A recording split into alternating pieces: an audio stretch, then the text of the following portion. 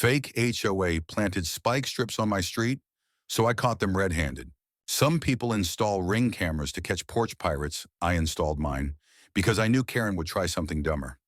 My name is Malcolm Trent. I'm a retired military engineer turned mechanic just trying to live in peace on Elmwood Drive. Quiet street, big trees, people wave when they drive by. Or at least they used to before Karen Whitmore started playing sheriff. Karen ran the so-called Elmwood Neighborhood Preservation Committee, a group that wasn't officially sanctioned, elected, or even legal. But that didn't stop her from acting like she had full control over everything from lawn length to trash bin placement. At first it was just notes, then she formed her own patrol. Two guys with walkie-talkies, yellow vests, and a beat-up white truck with HOA security stickers slapped on the doors. No badges, no credentials. Just self-importance and laminated clipboards. But things went from annoying to dangerous when tires started popping. At first we thought it was bad luck, nails maybe, or debris. But when my neighbor Beth blew both front tires on the same stretch of road where kids ride scooters, I started watching. And when my tires gave out while backing out of my driveway, I stopped playing nice. That night I checked the camera I'd installed on my mailbox post. It wasn't much, but it caught movement. Around 2:14 a.m., two figures in vests crouched low by the curb, laying down something long and dark. They rolled it out carefully, quietly, a spike strip, the kind used to stop speeding vehicles, steel, retractable, illegal on public roads. I stared at the screen, heart pounding. Karen had crossed the line from HOA nonsense to public endangerment. I saved the footage, but I didn't call the cops, not yet. First, I did some digging. It turns out Karen had been trying to combat speeding. She'd sent out unofficial warnings, claiming aggressive drivers were a threat to the community. She was posting edited videos to the Facebook group sped up to make normal traffic look like high-speed chases.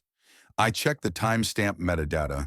The videos were doctored. I reached out to three other neighbors, Beth, a retired nurse, Carlos, a delivery driver, and May, a high school science teacher.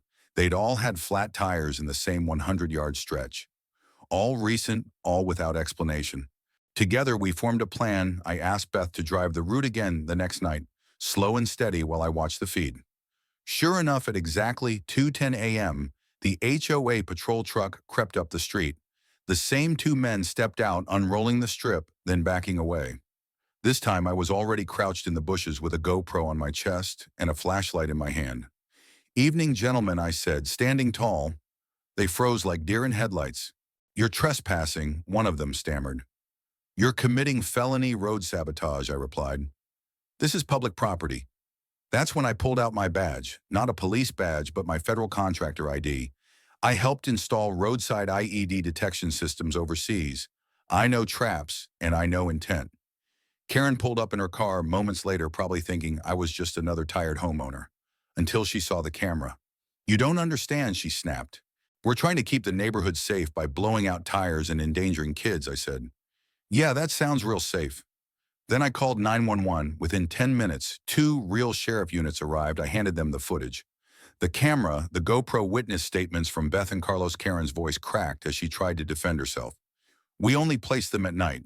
There weren't any children around." "You set traps," the deputy said flatly. "That's attempted vehicular sabotage." The patrol truck was impounded.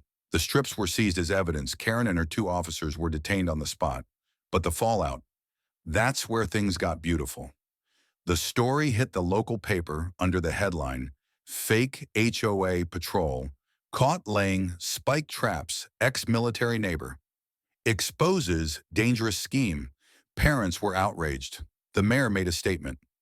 The city council passed an emergency ordinance banning any unsanctioned traffic enforcement devices. Karen was slapped with charges, misuse of public space, obstruction of roadways, and reckless endangerment. Even worse for her HOA committee wasn't even real. She'd been collecting monthly safety dues for over a year, over $8,000 total. No records, no refund plan. By the next week, Karen resigned from every committee in the zip code. She moved out 2 months later. Now the street's peaceful again. Beth waves when she walks her dog. Kids ride scooters without fear of punctured wheels. And I still have the footage saved just in case someone needs reminding. I even mounted the busted spike strip on a board in my garage. Labeled it with Sharpie, "Karen's Last Roadblock," courtesy of neighborhood karma, because sometimes the people who claim they're protecting the neighborhood are the ones tearing it apart. And sometimes it takes someone who's seen real threats to call out the fake ones. And the end.